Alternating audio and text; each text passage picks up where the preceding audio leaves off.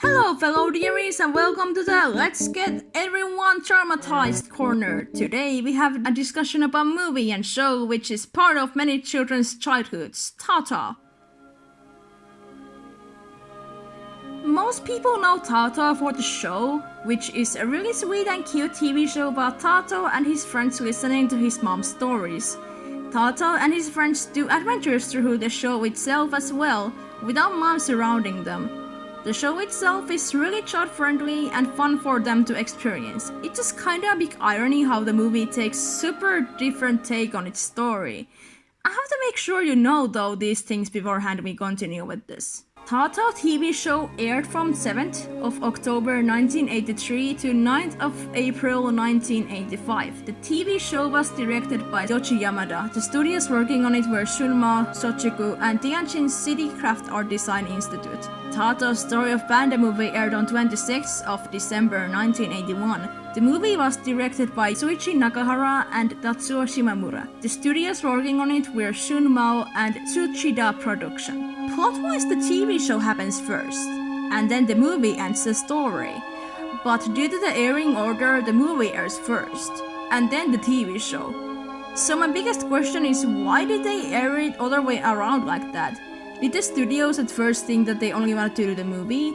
Did they only afterwards realize how much kids like this movie and then decided to do the TV show for the honor of the kids? We may never know the true answer, but I know one thing for sure. The TV show and the movie have the exact opposite moods to take into them. They do look a lot alike at first, but you can see clearly how the movie takes a much more darker and more black and white tone to the movie visually. This video will mainly talk about the movie. The movie changes the whole atmosphere about this little panda and the universe surrounding it. In short, I would say for those who had Tata part of their childhood, the movie is like a huge slap on their face to their childhood and most likely mentality as well.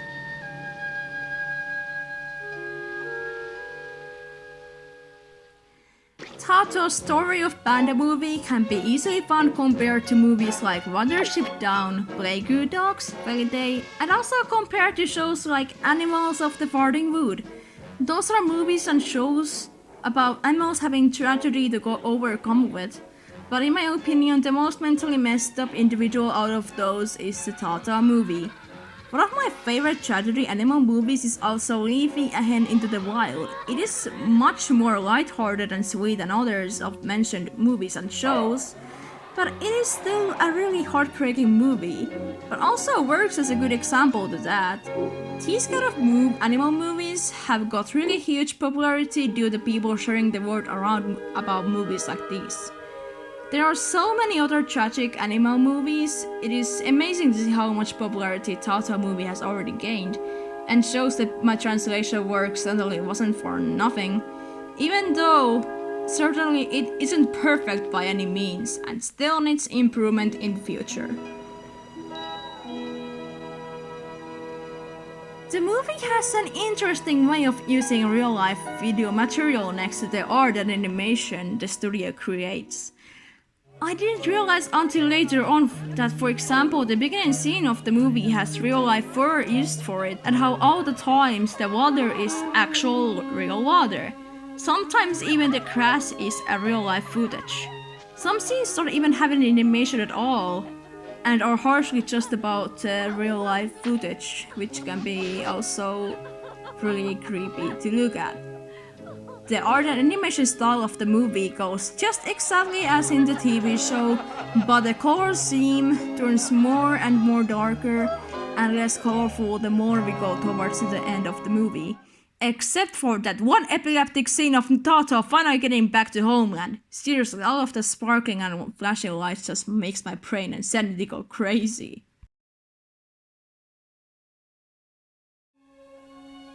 The beginning of the movie takes place from Tata being a baby and growing up with his friends and his mom. Eventually, Tata's mom and other animals have taken notice of people flying up ahead of the mountains. People have managed at this point to kill certain animals from the area.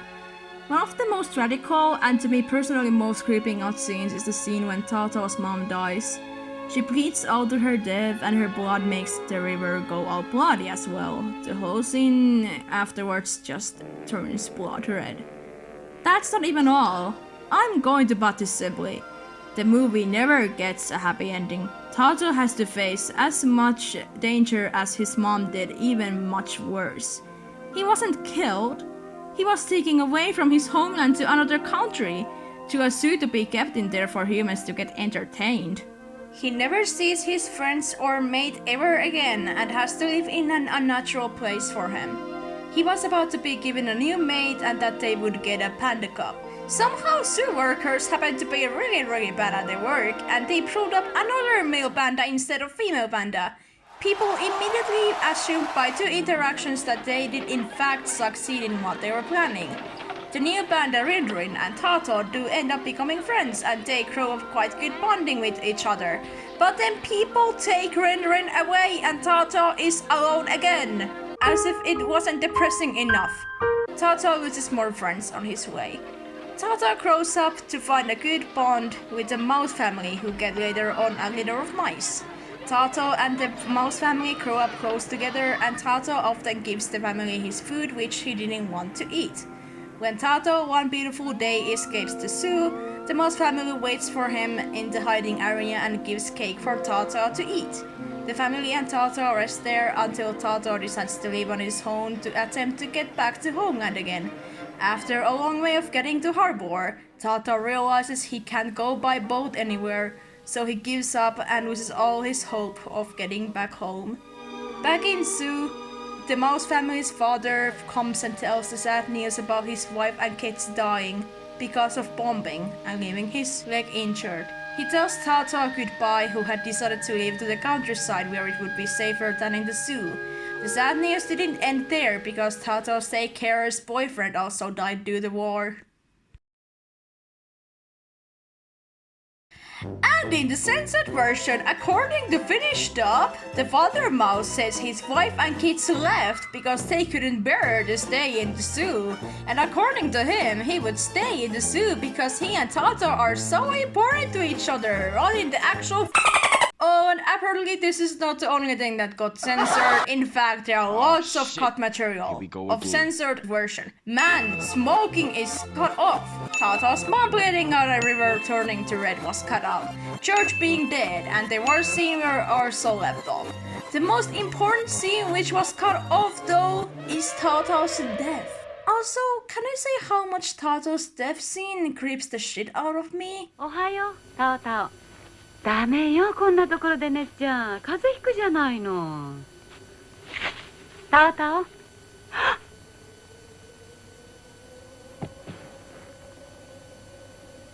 死んじゃった。タオタオが。タオタオが死んじゃった。誰か来て！タオタオが死んじゃった。Yeah, I'm done here. I'm leaving. I wish it was over already, but it isn't. There's so much to go through still. Let me just... Approximately 10 hours later, Okay, now we can continue. I wanted to give an extra section for the human character called Mary. Mary, from ever since when Tato gets to the zoo, becomes his main daycare, and Mary treats Tato really well. Mary and Tato end up having good friendship, and she ends up being one of the only good things for Tato in there. It's really sweet in a way how Tato feels the same kind of atmosphere from Mary, which reminds him of his dead mom. Mary loses her boyfriend George later on, and the last thing she has to keep herself happy is Tato. Mary finds herself happy still with Tato on her side, which does make their bond even stronger. When Tato dies and Mary figures it out, Mary is in shock about it. She felt misery for a good reason for sure. The Finnish dub's audio has definitely the best audio quality so far of the recordings of the movie in YouTube. There are not many glitches or anything else in the background to mess the quality for. The audio quality of the original Japanese dub is really poor, which caused me tons of problems when translating the movie. Huge problems.